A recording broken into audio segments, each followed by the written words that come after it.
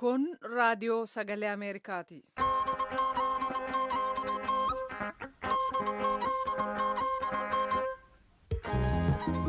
Raadiyoon sagalee Ameerikaa wixataa qabee hamma jimaataatti galgala keessaa sa'a 2:00 hanga sa'a 3:00 meetirbaandii 19:25-31 irratti Waashingtan DC irraa akka dabarsu sagantaa afaan Oromoo amma jalqaba.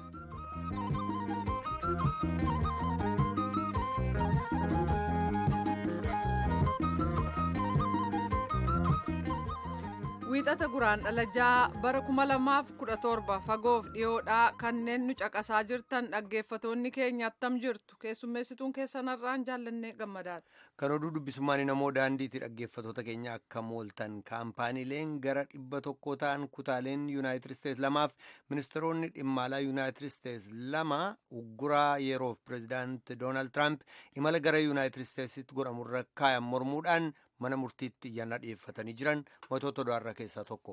Filannoo Somaaliyaa keessaa kan ilaaleen gabaasa qabna. Yuunivarsiitii Addigiraat irraa barataa du'e Shumii Lammaa Baqqalee kan ilaaleen gabaabina yerootiif sagantaan keenya jimaata darbee addaan cite har'a itti fufna. Qophii ispoortiis qabna. Bulchiinsi pireezidaant Tiraamp biyyootii gaanfa Afrikaa waliin walitti dhufeenya attamii qabaata. Qophii addaa gara xumura sagantaa keenyatti qabna. Gabaabina yeroof jecha har'a sagantaa keenya Ameerikaaf uummata ishee qabnu nu of galchaa hanga xumura sagantaa keenyatti nu waliin tura. Oduuf gara namootti deebina. Kaampaaniileen gara 100 ta'an kutaalee Yuunaayitid Isteets lamaaf ministeeronni dhimma alaa Yuunaayitid Isteets duraanii lama uggura yeroo pireezidaanti Doonaald Tiraamp godaansa yookaan immigireeshinii biyyoota musliimaa torbarraa gara biyya isaaniitti godhamu irra kaayan dura dhaabbachuudhaan mormii isaanii mana murtiitti dhiyeeffatanii jiran. Mana murtii oliyyannoo magaalaa Saan Firaansiskoo keessa jirutti mormii isaanii dhiyeeffatan qaamonni kun ministeerota dhimma alaa Yuunaayitid Isteets lamaan Joon Keeriif Maadiliin Olbiraayit dabalatee gurmuun aanga'ootaa dimokiraatotaa bebbeekamoon iyyannaa mana murtii sanatti dhiyeessaniin uggurri yeroodhaaf pireezidaant Tiraamp imala biyyoota torbarraa gara Yuunaayitid Isteets godhamurra kaayan yaada hamaa kan sirriitti hojiirra hin oolfamneef kan sirriitti hin ibsamiin waan ta'eef dhaabsifamuunsaa itti fufuu qaba jechuudhaan iyyatanii jiran. Kana malees kaampaaniileen Silikon Vaalii keessa jiran Apple, Facebook, Google fi Twitter dabalatee kaampaaniileen teknooloojii 97 himannaa uggura imala kanarratti kaayame deeggaruudhaan kaleessa iyyannaa galfatanii jiran. Paartiin mormituu Areenaa Tigraay kora waliigalaa Idilee Afraffaa guyyoota lamaaf geggeeffachuudhaan hayyuu saayinsii siyaasaaf barsiisaa Yuunivarsiitii Maqalee obbo Abraha Destaa waggoota 3 dhufaniif akka paarticha hoogganan filatee jira. Obbo Abraha Destaas itti gaafatama paartichi itti kenne simachuudhaan akkana jechuudhaan raadiyoo sagalee Ameerikaatiif ibsan. የተቃዋሚ ፓርቲ አባል መሆን ያው የትግል መንገድ ስለሆነ አንድ ሰው miseensa paartii mormituu ta'uun karaa qabsoo waan ta'eef namni tokko itti gaafatamni yoo itti kenname fudhachuudha dirqama isaati. Akka dirqamaatti akka miseensa paartii tokkootti paartichi agana filatetti simadheen jira. Na filachuu isaatiifis gammachuun qabaa jedhanii jiru. Paartichi filannoo geggeessuudha ala korri paartichaa haala poolitikaa Itiyoophiyaa yeroo ammaa irratti mari'achuusaa obbo Abrahaa Destaa dubbatanii jiran. Tasgabbii dhabinsi poolitikaa yeroo ammaa Itiyoophiyaa keessatti mul'ate ittiin ka'insi isaa maali? Furmaanni isaas maal ta'uu danda'a jechuudhaan mari'atee murtii dabarsuusaas dubbatanii jiran. Miseensota koree hojii geggeessituu 11 Areenaa Tigraay filate keessaa tokko abbaa qabeenyaa hospitaala Maarqos kan magaalaa Maqalee keessaa Dr. Maarqos Gassasee ta'uunis beekamee jira jedha Girmaa Gabruu.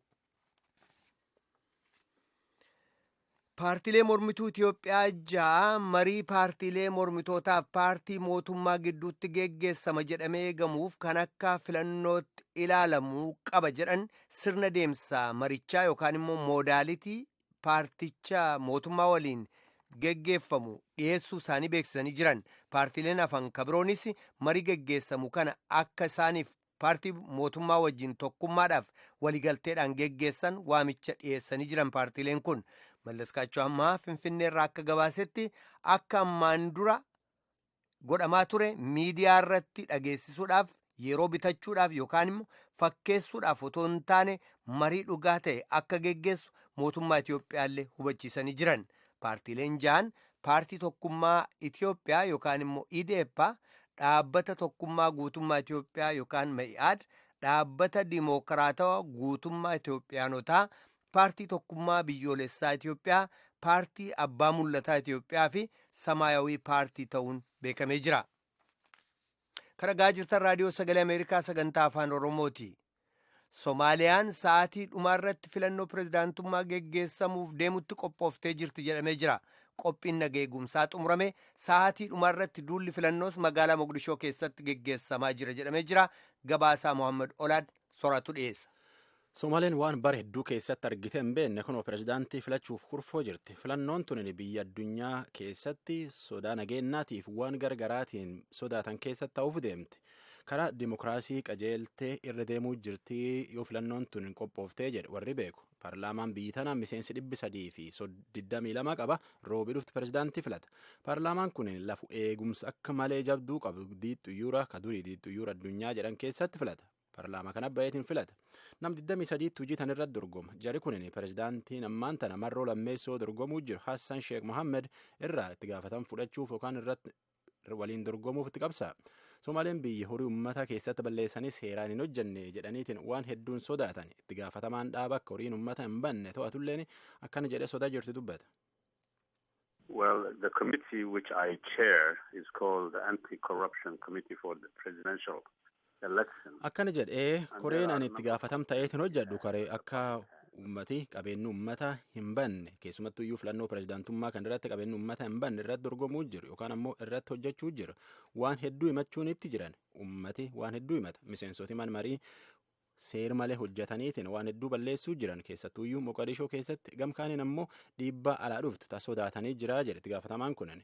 Warri hojii tanaa dorgomuu jiru keessa tokko barumsa guddaa qabaachuun ka beekamu muummee ministeera biyyi suniiti Kanaadaatti barata dippiloomatii tokkummaa mootummoota kaduriiti Omar Abdurrashid Al-Sharmarket dubartiin silaa hojii tanaaf dorgomuu feete faadummoo daa'ib hin fedhuu jettee dhiifte maal jennaan seeraan akka malee waan hin hojjanneef ofirra lakkisaa jette.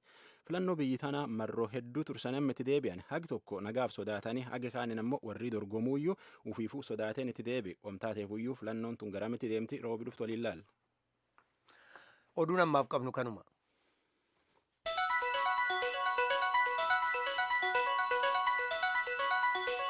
Kan dhaggeeffataa jirtan raadiyoo sagalee Ameerikaa sagantaa afaan Oromooti.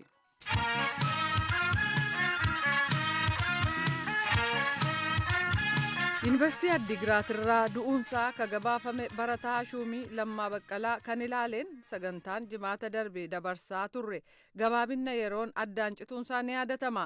Sagantaa dhiyeessinee turre sanarratti barataan yuunivarsiitichaa tokkoo fi abbaan Shuumii jechuun obbo Lammaa Baqqalaa yaadi kennaniin lameenuu barataa Shuumiin fayya buleessa ta'uusaa fi barnootarraa guyyaa tokkollee hafee akka hin beekne dubbatan.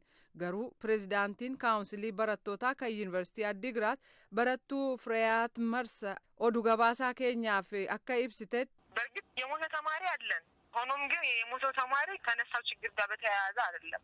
ተማሪው እንደታመመ ተደውሎ dhugumatti barataan du'e ni jira. Garuu barataan du'e sun rakkoo ka'e sana wajjin kan wal qabate miti. Barataan sun dhukkubsachuun saanuuf bilbilame gara doormii deemnee ambulaansiidhaan gara hospitaalaa geessine.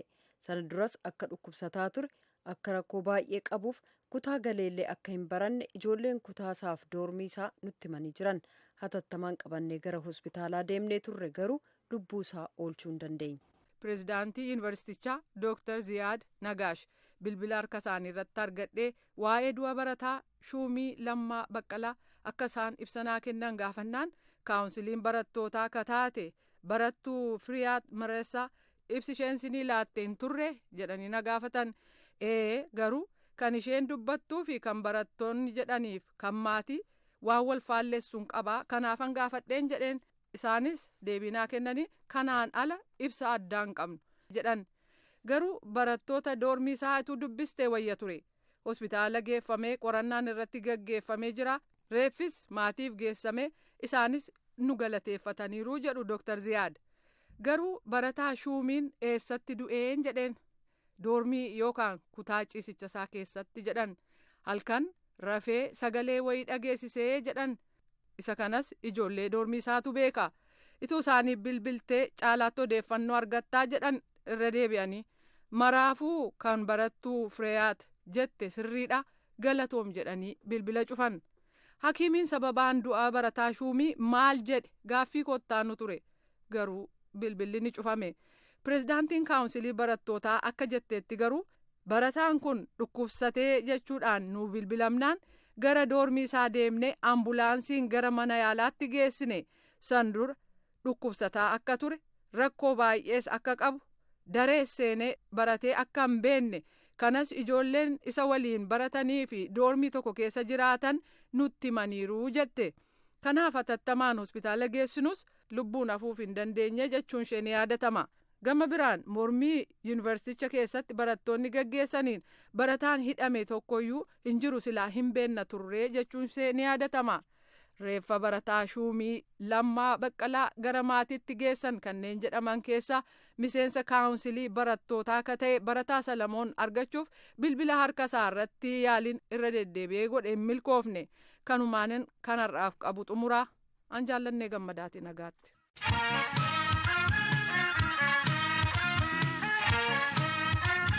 Ka dhaggeeffataa jirtan raadiyoo sagalee Ameerikaa sagantaa afaan Oromooti.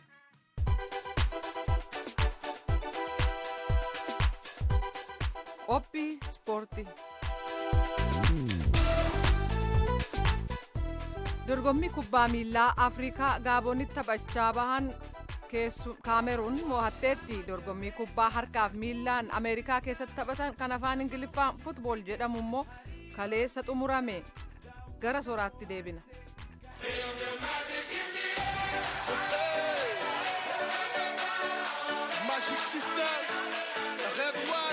Olee nyenci Kaameruun dirree Gaaboon keessatti ittaanee dhangadha'ee uummata kumkurnyi hedduu duratti Masrii irraa waancaa fudhatee mootummaan galate.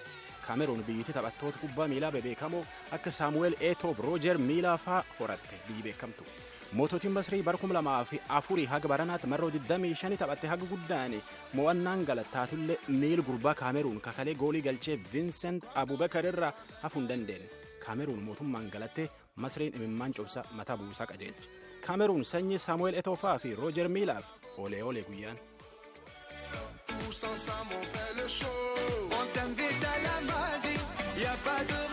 Goolii qaraa Masrii daqiiqaa 20 lammeessoo keessatti goolii keessa buufate gurbaan isiin Arsenaalii yaammatte Mohammed El Neyt galcheef.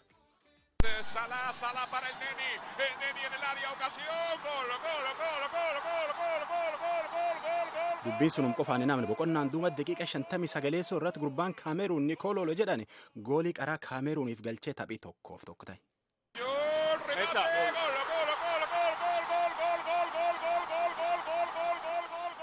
Adoo Masriin waancaa 8 Kaameruun ammoo shaneeffachoo fudhachuuf nama ulkaan walitti qarachuu jiru gurbaan Kaameruun goolii lammeessoo galchee obbaafachiise. Pelota larga de Siani. Controla allí de Abubakar. Gol. Ha sido él. Kaameruun ammaan tana waancaan galatte tun immootii jedhaname herregeeyyuu dikka isaniin yaati feesbuuk irra nu barreessitanilleen hagi guddaan masar inuma mootii jechaa turtan. Wanti mirkanaa ammoo manaajerii Kaameruun Hugo Broos sanbati guddaan kun sanbatu dhugaatii wanta walumaan laallaa jedhe dhuguun baane. Kaameruun Gaaboon Gaanaaf Senegaal lafaan dhoofte Masri irraa waancaa fudhate. Kaameruun qalbii jabduun taphachaa baate kubbaa goolii irra dhowwachaa baatellee taphattootii sii kaakkaa Nigaaduu Adolf Teekuufaatii warra dur taphatu ka goolii irraan galchuu dhowweetiin chocho'uu dhowwee qabat keessa tokko. Masriin yooyyuu siin dirree seenteeyyuu akka mootu namuu nami shakkeeyyuu hin jiru hedduun keessumattuyyuu taphattootii jaree biyya alaa fidat kan namichi isaanii ka akka goolii eeguuf fakkeenyaaf namni akka Esaam El Hadrii jedhan faalleen warra abdatan keessa tokko. Isaniin ammoo eenyutti moo'aa jenneetiin yaadu nu barreessitan agi tokko akkana jettan Kaameruun fudhachuu qabdi maaliif yooyyuu jettani waan gurraacha taateef jettan badhaasoo iji ammoo akkana jedha Kaameruunitti moo'aa jedha maammee yaadataattish maaliif Masriin fudhatte wancaa gurraacha fannatti fakkaata kanaafuyyuu Kaameruun adoo fudhatte wayyaa ka jedhalleen hin jiru Daani'eel Eeliyaas Kaameruun jedhe dheeresse barreessa. Abdusabar Aliyyi ammoo Kaameruun hin mootii jedhe. Tokkichi Basiidii immoo Masriin tokko Kaameruun lama ta'uu maltee akka arguu jiru kana jedhe baana akkuma inni taate. Karoorsa sabaa ammoo Kaameruunitti mo'aa jedhe. Roobelee Walaashee goolii itti aanta immoo eenyutti itti cuqqaalaa jettanii yaaddanii jedhe. Roobel walumaan argine mire. Tokkichi Basiidoo ammoo Kaameruunitti waan cangalataa jedhe. Afran qalloo ka jabaatetti mo'aa jedhe dhuguun baante. Muktaar Habiib yaa Masar jedhe ammoo hin taane. Ahmed Hussein Kaameruunin fudhatti akka inni barreessetti because gosummaan yookaan gaarummaa waan taateefi jedhe. Ziyaad Omar Ibroo Kaameruunitti waan cangalataa jedhe. Shaayaa fi Koorinoon ammoo Kaameruunin fudhattii jedhe. Ibsaa Karrayyuu Masriin waan cangalattii jedha. Masriin mirgaan galuuf Kaameruun bu'aa galuuf jedhe kan barreessillee nunum jira. Yaad keessan cufaayyuu dabarsuu hin dandeenye taateef galaati isanii galchine. Kaameruun biyya Roojer Miilaatii fi Roojer Miilaa faa Saamu'eel Etoofaa horte. Dura taphata. Saamu'eeliin kun taphattoota Afrikaa addunyaa bebeekamoo keessaa tokko. Gooliin inni daqiiqaa kilabii gaaf diqqeenna jalqabeetiin galfata gaa 800 ta'uufii jirti. Amma jaarsi ganni 64 jaarsum gorsaati. Cheelsii faa taphata durii. Cheelsii faa Inter Miilaa faa Barseeloona faa Riil Maadirii fi kilabii hedduu keessaa taphachuun beekama. Roojer Miilaa kun amma immoo kilabii Saamu'eel Etoo jechuu kiyya amma Saamu'eel Etoo Cheelsii Inter Miilan Barseeloona Riil Maadirii fi taphate kilabii hedduu keessa taphachuu jira amma immoo kilabii Tarkii Antaaliyoo jedhan keessi taphata. Kaameruunleen qalbum jajjabduun taphachaas geette Masriin barkum 2004 haga ammaatti marroo 25 taphattee taatullee mo'annaanis haga guddaan hin taaneef daqiiqaan dhumachuuf taphii dhumachuuf jetteennaan goolii dhuma keessa buufatte. Dorgommii kubbaa miilaa Afgoon Afkoon baraanaa irratti Kaameruunitti waan cangalate Masriitti taane Burkiinaa Faasoon sadeessoo Gaanaan Afreessoo marroo 32 taphatanii goolii 66 galee jechuudha. Gamkaaniin immoo dorgommii waancaa kubbaa miilaatiif harkaa Ameerikaan fuutbool jedhan kalee Houston Texasitti dhumatte. Gareen New Englanditti Patriots garee Atlantic Falcon jedhan 34-28 moo'eetiin waancaan galate waancaa suniin Super Bowl jedhan. Ball's out. That ball is out. A flag is down. And now the fight for the football. Dorgommiin tun taphaa namni miliyoon hedduu daawwatu New England tan waliin marroo 5 mo'attee Atlantaan ammoo barana hin taaneefiyyi qophiin ispoortii taarraa tanumaan sora halakeeti.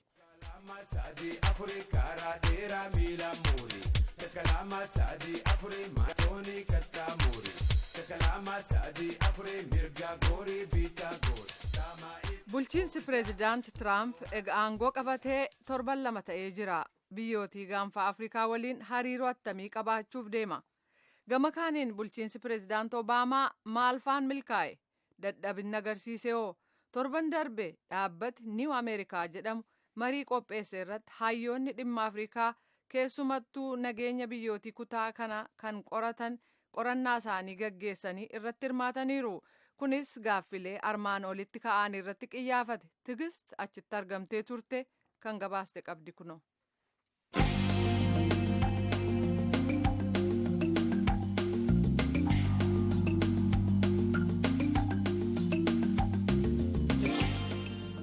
Yuunaayitid Isteetsi fi biyyoonni gaafa Afrikaa hariiroo dhimma nageenya irratti hundaa'e hambara dheeraa qaban. Itoophiyaan keessumattuu nagaa biyyoota naannoo sanitti argamanii eegsisuudhaan walqabatee hariiroon Yuunaayitid Isteetsi wajjin qabdu cimaa ta'uunsaa beekamaadha. Yeroo Yuunaayitid Isteetsitti jijjiirraan bulchiinsaa dhufu imaammanni biyya alaas wajjin jijjiiramuun waan baramee waan eeggamusi. Mariin torban darbe dhaabbata Niw Ameerikaatti gaggeeffame egaa Itoophiyaa, Eertiraa, Jibuutii, Soomaaliyaa fi Suudaan dabalatee biyyoota gaafa Afrikaa hariiroon isaan bulchiinsa pireezidaant Tiraamp jalatti Yuunaayitid Isteetsi wajjin qabaachuudhaa deeman maal fakkaataa jedhu irratti buulleffatee ture. Yuunaayitid Isteetsi nagaa naannoo gaafa Afrikaa eegsisuudhaaf tarsiimoo cimaa maaliif qabaatte? Maayikil Woldamaariyaam namoota marii godhame irratti qorannoo dhiheessan keessayi. Boostan Yuunivarsiitiitti Piroofeesarii Saayinsii Siyaasaa fi Hariiroo Biyyoota Alaati. Qorannoo isaas dhimmoota Afrikaa irratti xiyyeeffata. Maayikil biyyoonni gaafa Afrikaa nagaa fi tasgabbii qabaachuun Ameerikaasiif fayyadaa jedha. I mean, this is a region of particular strategic relevance and security relevance to the United States. Given that hojii nageegumsaa irratti naannoon kun lafa tarsiimoo ijoodha Yuunaayitid Isteetsiif. Sababaansaa daandii daldalaa addunyaati. Dorgommii Yuunaayitid Isteetsiif Chaayinaa achitti geggeeffamaa jira. Gurmuun shororkeessotaa naannoo sanatti hidda akka gadi hin fageeffanne gochuuf fedhiitu jira. shororkeessummaa giddugaleessa bahaa keessaa achirraa to'achuudhaaf fedhiitu jira. Yuunaayitid Isteets Regional Security yookaan immoo nageegumsa naannoo sana bal'istee ilaaluu qabdi. Nageenyaaf tasgabbiin utuu siyaasaan biyyoota sanii hin fooyya'in, hawaasni hundi hirmaannaa utuu ittiin qabaatiin, dimookiraasiif mirgi dhala namaa utuu hin kabajamin dhufuu hin danda'u. Kun hin jiru taanaan immoo karoorri nageenyaa ishee kun hin milkaa'u. Yuunaayitid Isteets rakkinni kun akka hin jiraanne duraan hojjechuu malee erga miidhaan ga'e yaaluun bu'aa hin qabaatu. Shororkeessummaan mataansa mallattoo dadhabina siyaasaa fi dhukkuba jireenya hawaasummaati. Mallattoo kuufinsa dadhabinsa mootummaati. Gaafii namni baay'een qabu bulchiinsi Tiraamp imaammanni biyyoota gaafa Afrikaatii qabaachuudhaa deemu maal fakkaata jettee yaaddaa jedhuun gaafadhe. I think in many ways this is to be decided. There's a real sense in which some of the core assumptions of U.S. Akka yaada kiyyaatti murtiin waan reefuu itti deemamaa jiru natti fakkaata. Imaammanni Yuunaayitid Isteets Afrikaas ta'e biyyoota kaan waliin waggoota 20 dabraniif qabaachaa turte yoo ilaalte amma kana jechuun si rakkisa. Gaaffiin tokko bulchiinsi Tiraamp dhimmoota faallaa ta'an lama akkamitti araarsa ka jedhu. Karaa tokko karoora duula shororkeessummaa irratti godhamuuf siyaasa naannoo sanatti tasgabbeessuu irratti istiraateejii akkamii qabaadha. Gama biraatiin immoo Ameerikaan walumaa galatti hariiroo biyyoota kaan waliin qabdu xinneessuudhaaf fedhii qabdutu mul'ataa jira. Dhimmi biraan marii sana irratti tuqame hariiroo dinagdeeti. Alden Young Drexel Yuunivarsiitiitti barsiisaa seenaa Afrikaatii fi daayireektara iddugala qorannoo Afrikaati. Marii gaggeeffame irratti qorannoo isaa yeroo dhiyeessu gama dinagdeetiin carraan guddaan Afrikaa jiru biyyoota hedduu hawwachiisaa waan dhufeef jalqabbiiwwan gaggaariin akka mul'atu. Garuu immoo Yuunaayitid Isteets carraa kana keessaa akkamitti qooda akka fudhattuu fi fayyadamuu akka dandeechu karaa baafachuu irratti rakkachaa turuushii ibse Alden. Ta'us garuu akka qorataan seenaa kun jedhutti bulchiinsi Obaamaa gama dinagdeetiin amma tokko fooyyee agarsiisee ture. Fakkeenya waggaa kennus Obaamaan imaammata alaa biyyoota kanaa qabu irratti industiriidhaa fi dinagdee irratti xiyyeeffachuun qoqqobbii dinagdee Suudaan irra ture amma tokko kaasuunsaa jalqabbiiwwan gaariidha jedhee tarreesse. Dubbii ijoon ambiraa an irratti mari'atame Yuunaayitid Isteetsitti bulchiinsi hunduu imaammata biyya alaa mataasaa danda'e qabaatullee waan dhaalu gaariinis hamaanis jiraachuusaati. Fakkeenya ka'an keessaa dhimma daangaa Itoophiyaatii fi Eertiraa laalchisee bulchiinsi Bush hiikoo fiduuf jalqabee turus odoo bakkaan hin gahin gadaansaa xumurame. Bulchiinsi Obaamaa immoo dhimma kanarratti amma irraa eeggamu akkan hojjennetti ibsame. Gama kanaan egaa akka beektonni kun ibsanitti rakkoo fi gufuun biyyoota gaafa Afrikaa keessa jiranii bulchiinsi Tiraamp bulchiinsa Obaamaa irraa itti darbe keessaa gurguddoon biyyoota gaafa Afrikaatti mootummaawwan abbaa irree hammaachaa dhufuu akkasumas aangoo gadhiisuu diduu mormii jabaa Itoophiyaa keessatti waggoota lamaan darban keessa mul'ate hiikoon argamuu dhabuu Jibuutitti filannoo bara 2006 booda mormii ka'ee fi haalli Eertiraa keessaa ammas hamaa ta'uusaati jedhanii dhimmoota kana fooyyessuudhaa fi irratti hojjechuu irratti bulchiinsi Obaamaa dadhabina akka agarsiise dubbatan beektonni kun. Gama biraatiin bulchiinsi pireezidaant Tiraamp akkuma waliigalaatti addunyaa irratti dhaabawwan gurguddoo akka mootummoota gamtoomanii keessatti gahee Ameerikaan qabdu xinneessuu malaa jedhama. Kuni biyyoota gaafa Afrikaa irratti dhiibbaa akkamii fida laata? Boston Universitytti Piroofeesariin ta'e Maayikel Woldamaariyaam gaafadheen ture. The impulse or the desire to scale back American commitments to allies in the region, globally. Fedhii qoodaaf hariiroo Yuunaayitid Isteets bifa adda addaatiin naannoo gaanfa Afrikaa keessatti qabdu akkasumas gahee isheen dhaabilee guguddoo akka tokkummaa mootummootaa keessatti qabdu laaffisuutu mul'ata. Dhaabbanni tokkummaa mootummootaa dhaabbata akkaataa itti Yuunaayitid Isteets biyyoota kaan keessatti qooda qabaattu diriirsuu irratti gahee guddaa qabu. Dhaabileen akka misoom baajeta tokkummaa mootummootaatiin hojjeta. Egaa baajeta dhaaba kanaa kutuun hojiiwwan nageegumsaa naannoo sanii haalaan miidha. Akka yaada kiyyaatti bulchiinsi Tiraamp hojiiwwan mirga dhala namaa bulchiinsa gaariitiif dimookiraasii dagaagsuu ka bulchiinsi duraanii hojiirra hin oolchiin malee afaaniin dubbachaa ture sana gonkumaa waan dhimma irraa hin qabne fakkaata. Murtiiwwan pireezidaant Doonaald Tiraamp erga aangoo qabatee dabarse keessaa namoonni biyyoota musliimonni itti baay'atan 7 keessaa gara Yuunaayitid Isteets akka seenne dhorkuudha. San keessaa 3 biyyoota Afrikaati: Liibiyaa, Suudaanii fi Soomaaliyaa. Kun carraaqqii Yuunaayitid Isteets shororkeessummaa falmuudhaa biyyoota kana wajjin gochaa turte akkasumas walumaa galatti hariiroo biyyoota Afrikaa wajjin qabdu garam fuulleeffachiisa laata? Maayikilittiin sin deebisa. I mean, obviously, some of the kind of anti-immigrant sort of Islamophobic attitudes that are characterizing the behavior of the Trump administration. Jibbii baqattootaa fi jibbii amantaa Islaamaa bulchiisa Tiraamp irraa mul'ata. Ilaalcha akkanaas biyya Ameerikaa keessatti mul'atu kun biyyoota gaanfa Afrikaa waliin hariiroo qabnu irratti rakkina uumuunsaa waan hin oolle. Mootummoonni biyyoota kanaa bulchiisi Tiraamp maaliif kan akka murteessa aga tokko ni beeku ta'a. Garuu kun hawaasatti ni ulfaata. Dimookiraasiin mirgi dhala namaaf bulchiisi gaariin nagaa naannoo sanii argamsiisuudhaaf ijoodha yoo jenne Ameerikaan daangaa ishee namoota eegumsi barbaachisuuf irratti cufuun ishee sirrii miti. Murtee akkanaa dabarsanii safuu Ameerikaa dimookiraasii dagaagsuu keessatti iddoo qabnu haasa'uun waan fudhatama qabu miti. Walumaa galatti imaammanni pireezidaanti Tiraamp naannoo sanaaf nagaa argamsiisuudhaaf kaayyoo bulchiisa dura lafa kaayame sana bakkaan ga'uutu hin taane faallaasaa hojjechaa jira jedhee yaada. Marii dhimma nageenyaa hariiroo Yuunaayitid Isteetsi fi biyyoota gaafa Afrikaa bal'aa geggeeffame kanarratti beektonni hojii isaanii dhiyeessan akka jedhanitti walumaa galatti pireezidaanti Doonaald Tiraamp hariiroon biyyoota alaa wajjin qabaachuudhaa deemu waan amma ammaatti arginurraa akka biyyaatti odoon ta'in akka dhuunfatti mataa isaatiin ta'uu malaa jedhan kun immoo wanni tolchus wanni balleessus